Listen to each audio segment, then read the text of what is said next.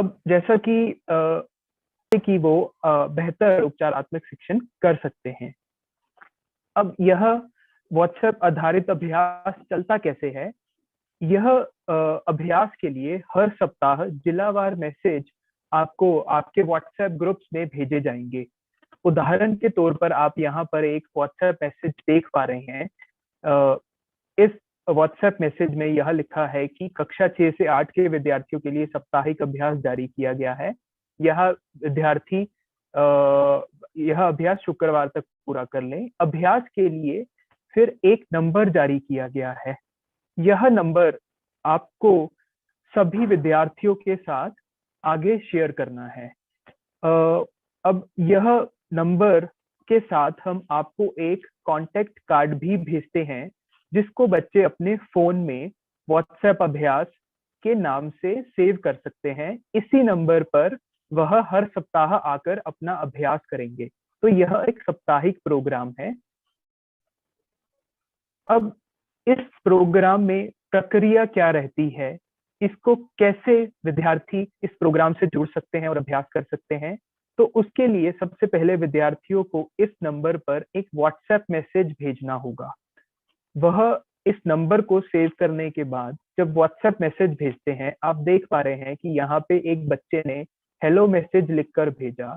तो जैसे ही वो हेलो मैसेज लिखकर भेजता है, व्हाट्सएप की तरफ से अपने आप एक रिप्लाई आता है कि नमस्ते, इस कार्यक्रम से जुड़ने के लिए आपका धन्यवाद, अपने जिले का चयन करें।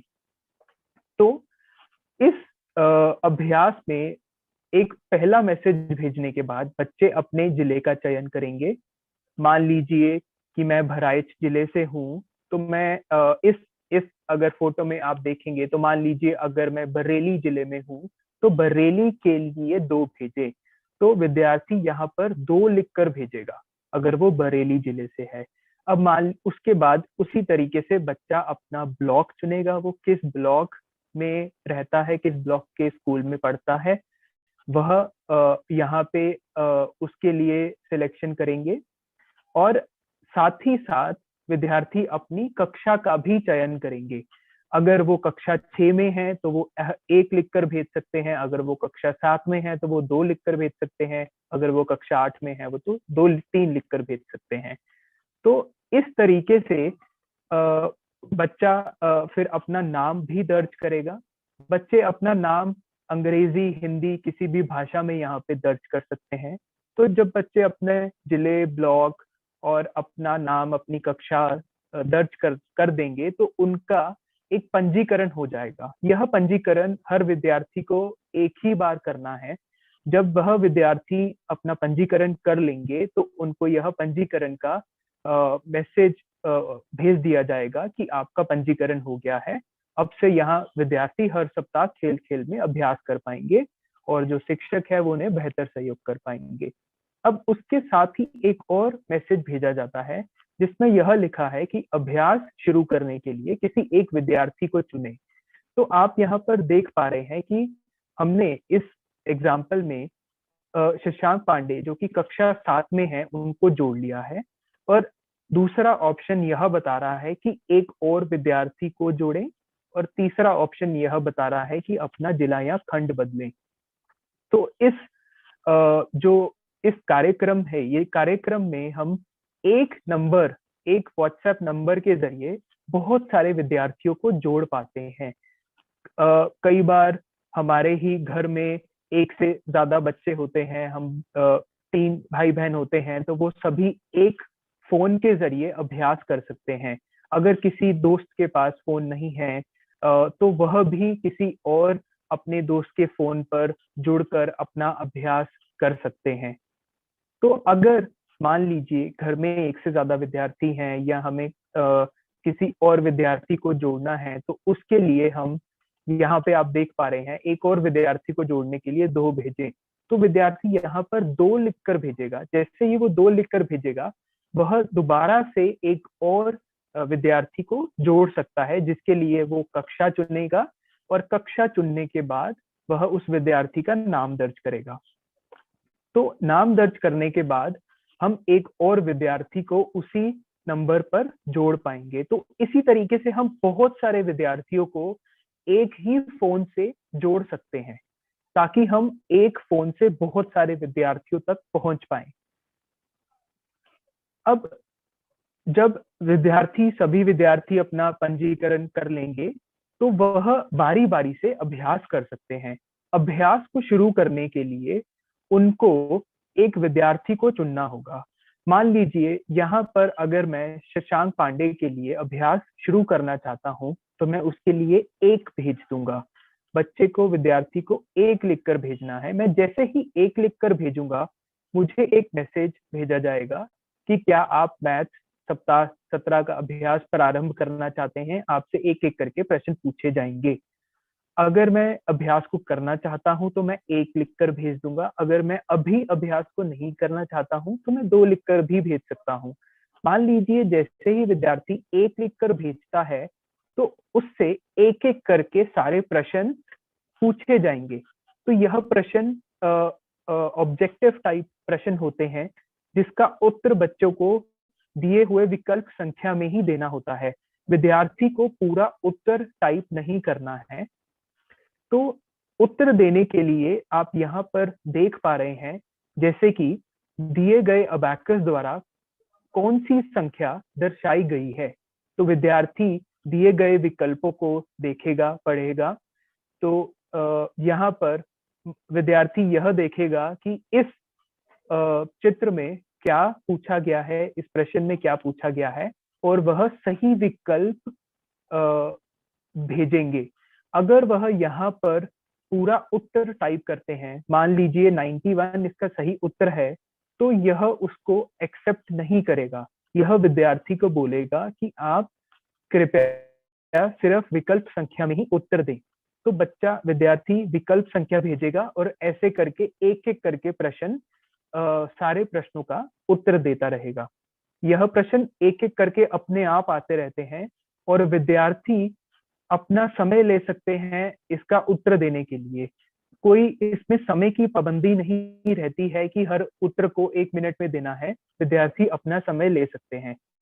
तो अब जैसे ही प्रत्येक विषय के अभ्यास के बाद विद्यार्थी को यह बताया जाएगा कि उसने कितने सवालों के सही उत्तर दिए, किस सवालों के गलत उत्तर दिए। उसके लिए विद्यार्थी को उत्तर पुस्तिका भेजी जाती है, जिसमें हर प्रश्न को दिखाया जाता है और हर प्रश्न के सही उत्तर को बताया जाता है। साथ ही साथ बच्चे को उपचारात्मक पाठ्य सामग्री भी भेजी जाती है, ताकि जिस भी विषय में बच्चे ने कुछ गलती की है, वह उसको और सुधारने के लिए कुछ सामग्री भी देख सकता है। तो अब यह जो प्रश्न होते हैं, ये हमारे ज्यादातर एलो बेस्ड प्रश्न होते हैं, जिससे एक विद्यार्थी और एक शिक्षक को बहुत मदद होती है यह जानने के लिए कि उसकी कक्षा में विद्यार्थियों के क्या क्या डाउट्स है, क्या क्या अवधारणाएं हैं। अब यह जो अभ्यास है, यह साप्ताहिक अभ्यास होगा। विद्यार्थी को हर सप्ताह इसी नंबर पर आकर अपना अभ्यास करना होगा।